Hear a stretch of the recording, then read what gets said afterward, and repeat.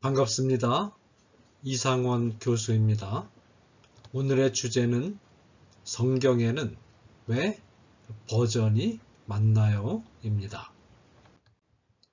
이 주제는 청소년 미래 세대의 고민 2, 4부, 죽음, 차별, 교리 9개 주제 중에서 8번째 주제입니다. 이런 질문이 제시되었습니다.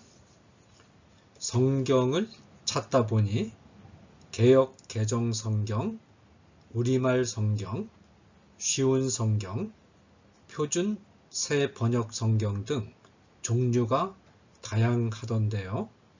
왜 그렇게 여러 가지 버전을 만들게 된 건가요? 네, 이 질문에 대한 저의 답변입니다. 우리 친구의 질문에 답변하기 위해 먼저 원문 성경이 어떤 과정으로 형성되었는지를 설명하는 것이 좋을 것 같아요. 그 후에 번역 성경에 대해서 알려드릴게요. 성경에는 구약 성경과 신약 성경이 있는 건 다 아시죠? 이 성경들의 원본은 현재 분실되었지만 대신 원본에 대한 사본이 남아 있어요. 먼저 구약 성경의 원문은 히브리어로 기록되었어요. 히브리어는 고대 아람어를 쓰는 넓은 영역에 속한 한 지역의 방언이에요. 우리나라를 예로 들면 한국어가 아람어라면 한국어의 제주도 방언쯤에 해당하는 것이 히브리어라고 할 수 있죠. 하나님은 구약시대 때 오랜 세월에 걸쳐서 많은 사람에게 성령의 감동을 주어서 하나님의 말씀을 기록하게 하셨어요. 이 과정에서 오늘날 우리에게 구약 성경으로 알려진 39권의 책들이 등장하게 되었죠. 주전 5세기경 성경에도 등장하는 에스라라는 성경학자를 비롯한 유대인 학자들이 모여 39권의 책과 대중들 사이에 돌아다니던 많은 책을 면밀하게 검토했죠. 그 결과 39권을 제외한 다른 책들은 내용이 조잡하고 과장이 심해 하나님의 말씀으로 인정할 수 없다는 결론을 내리고 39권만이 진정한 하나님의 말씀이라고 공식으로 확인해 주었어요. 그렇게 등장한 것이 바로 구약 성경 39권이죠. 신약 성경에 대해서도 알아볼까요? 신약 성경은 12사도 혹은 12사도와 긴밀한 관계에 있는 사람이 성령의 감동을 받아서 헬라어로 기록한 책이에요. 이들은 헬라어를 손으로 직접 옮겨 적는 방법으로 여러 개의 책을 만들어 사람들에게 보급했어요. 그런데 여러분, 손으로 옮겨 적다 보면 실수할 수도 있을 텐데 그 내용을 신뢰할 수 있는지 의문이 생기시죠? 그러나 걱정하지 않아도 돼요. 필사하는 과정에서 혹시 실수를 했다 하더라도 사본들이 10,000개 이상 남아 있어서 그것들을 다 비교해서 원본을 찾아내는 과정은 어려운 일이 아니거든요. 그렇게 주후 70년부터 397년에 이르기까지 장장 300년이나 되는 긴 기간 동안 많은 신학자들의 면밀한 검토 아래 오늘날 우리에게 알려진 신약성경 27권이 진정한 하나님의 말씀으로 공식 확인되었어요. 이렇게 해서 신구약 66권의 성경이 공식 성경, 즉 정경으로 인정받은 거예요. 성경이 기록된 것은 모든 사람이 읽고 구원을 얻을 수 있도록 하기 위해서예요. 그런데 성경의 원문을 모르는 사람이 어떻게 성경을 읽고 구원을 받을 수 있을까요? 방법은 두 가지예요. 성경의 언어를 배우거나 성경의 언어를 사람들이 이해할 수 있는 언어로 번역하는 방법이죠. 그래서 지금까지 성경은 사람들에 의해 여러 언어로 번역되어 각 나라 사람들이 자기 언어로 읽고 구원받을 수 있도록 작업해 왔답니다. 어떤가요? 성경 번역은 꼭 필요한 일이겠죠. 그런데 성경을 번역할 때는 여러 가지 어려움이 뒤따라요. 성경의 언어에 딱 맞는 단어나 표현을 찾기가 쉽지 않기 때문이지요. 설령 비슷한 표현을 찾았다 해도 그것이 원어의 의미와 미묘하게 다를 수 있고 또 당시 사람들의 생각이나 생활 방식이 번역 성경을 읽는 사람들의 생각이나 생활 방식과 달라서 원문의 의미를 100% 정확하게 전달하기가 쉽지 않죠. 그러면 번역 성경본을 통해 하나님의 말씀을 읽는 것에는 아무런 문제가 없을까요?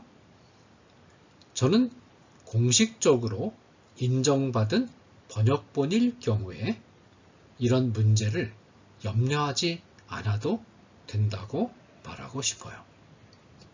그 이유는 히브리어로 된 구약 성경을 헬라어로 번역한 70인 성경의 예를 통해서 확인할 수 있어요. 구약 시대에 이스라엘 사람들이 북이스라엘과 남유다로 나뉘어 팔레스타인 지방에 살던 시대가 있었어요. 그런데 이스라엘 사람들이 하나님 앞에서 계속 범죄한 결과 북이스라엘은 주전 8세기경 아수르에게, 아시리아라고도 부르죠.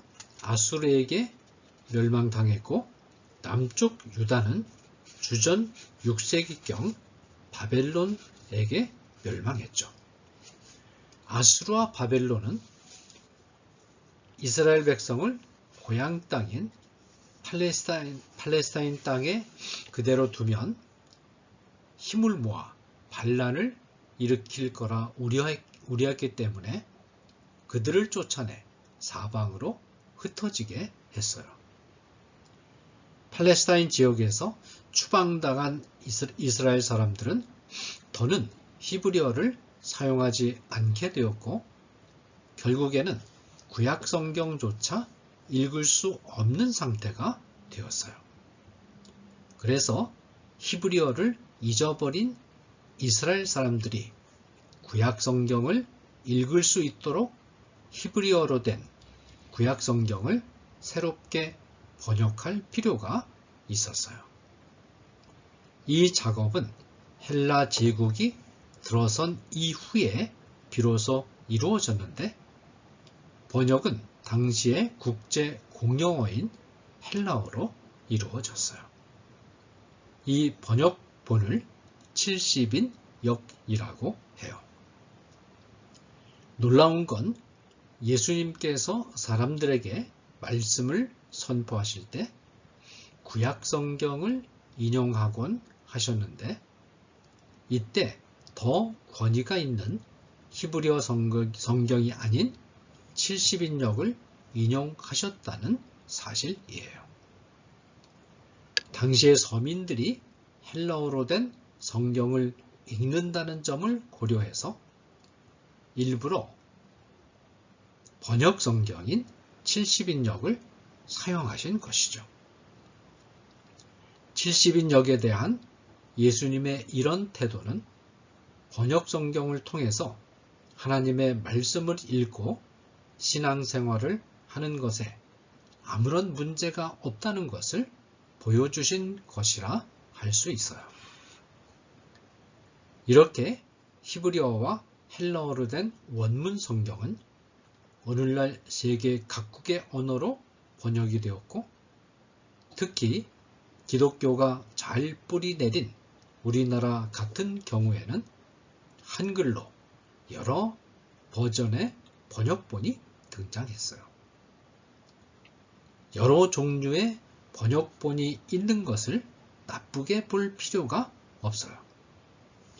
번역본이 여러 종류 등장했다는 것은 그만큼 기독교 신학과 기독교 문화가 발달했다는 뜻이니까요. 여러 종류의 번역본이 유익한 몇 가지 이유를 들어볼게요. 먼저 시대에 따라 사람들이 사용하는 언어가 변화하기 때문에 성경 역시 시대가 지나면 새로 번역하지 않을 수 없어요. 바로 이 점 때문에 시간이 흐르면서 여러 개의 번역본이 등장할 수밖에 없죠. 이런 경우에 표현의 차이가 생기는 것은 성경의 내용을 크게 바꿀 만큼 심각한 것이 아니라면 걱정하지 않아도 돼요. 가장 최근에 공인된 번역본인 개역 개정판이 이전에 쓰던 개역 한글판에 가라사대라는 단어를 이르시되로 바꾼 것이 그 예죠. 다음으로는 성경에 사용된 단어 중 많은 단어가 딱 한 가지 뜻만을 가지고 있지 않은 경우가 많아서 그 단어가 가지고 있는 뜻을 다 표현하기 위해서는 여러 개의 단어가 필요하기도 해요. 그러나 번역할 때는 딱 한 단어밖에는 사용하지 못하잖아요. 그럴 때 또 하나의 번역본을 통해서 그 단어가 지닌 또 하나의 뜻을 전달할 수 있죠. 친구들도 두 번역본을 비교해서 보면 훨씬 더 성경 원문의 뜻을 원문의 뜻에 가깝게 이해할 수 있는 경우가 있을 거예요. 여기서 현실적으로 제기되는 몇 가지 문제들이 있을 수 있어요. 그럼 우리는 어떤 번역본 성경을 읽어야 하느냐 하는 점이에요.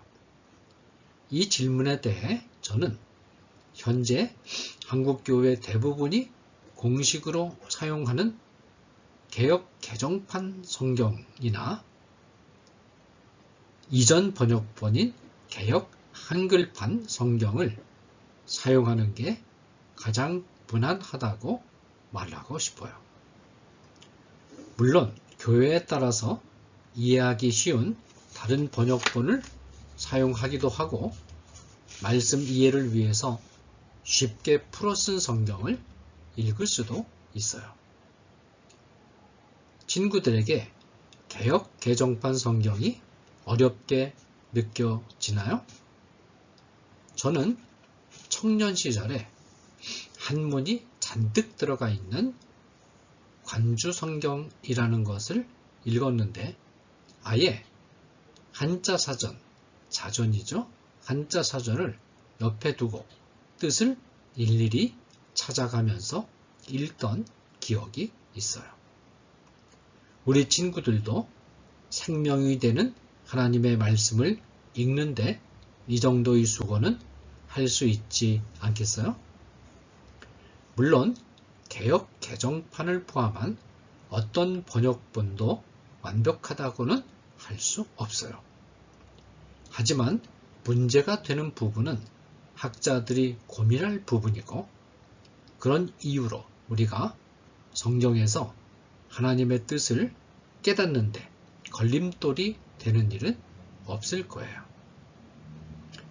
그러므로 공인된 번역본을 기본으로 성경을 꾸준히 읽되 다른 번역본들도 참고해서 이해의 폭을 넓혀가는 것이 가장 좋다고 생각해요. 감사합니다.